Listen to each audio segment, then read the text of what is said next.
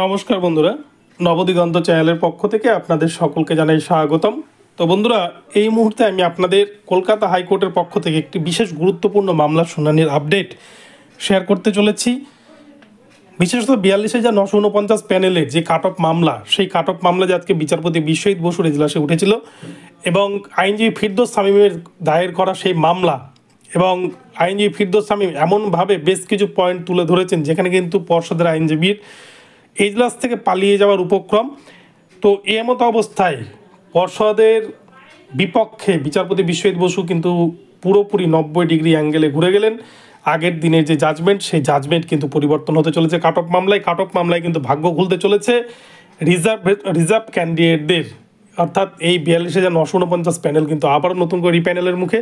তো চলুন আমরা এই ভিডিওতে বিস্তারিত এই বিষয়ে জেনে নিই যে বিচারপতি বিশ্বজিৎ বসু মহাশয় তিনি কী আপডেট দিলেন।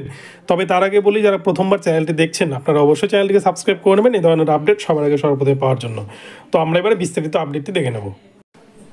তো বন্ধুরা, আপনারা দেখেছিলেন গত কয়েকদিন আগে বিচারপতি বিশ্বজিৎ বসু কালী পূজার পর থেকে প্রাইমারির যে মামলাগুলো তিনি দেখছেন, সেই মামলার ক্ষেত্রে কিন্তু আমরা দেখেছিলাম যে জুনিয়র অ্যাডভোকেটরা যেমন প্রীতম মজুমদার স্যার এবং এছাড়াও আরও প্রমুখ বিভিন্ন অ্যাডভোকেটরা ৪২,৯৪৯-এর ওপর বিভিন্ন যে কাট অফ মামলাগুলো দায়ের করেছিলেন, বা সেই ক্ষেত্রে দেখা গিয়েছিল প্রিয়াঙ্কা ভট্টাচার্য দ্বারা দায়ের করা একটি মামলা, সেক্ষেত্রে কিন্তু কাট অফ মামলা পুরোপুরি খারিজ করে দিয়েছিল, কেননা জুনিয়র অ্যাডভোকেট যারা তারা কিন্তু বিষয়টি পুরোপুরি বোঝাতে পারেননি বিচারপতিকে।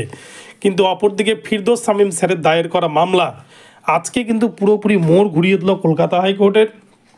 গতকাল ১৬,৫০০ প্যানেলের দুর্নীতি নিয়ে ফিরদৌস শামীম স্যার বিচারপতি বিশ্বজিৎ বসুকে এমন কিছু পয়েন্ট তুলে ধরে দিয়েছিলেন যেখানে কিন্তু প্রাথমিক শিক্ষা পর্ষদ তারা কিন্তু আবারও ব্যাকফুটে চলে গেছে এবং বিচারপতি বিশ্বজিৎ বসু চক্ষু চরক গাছ।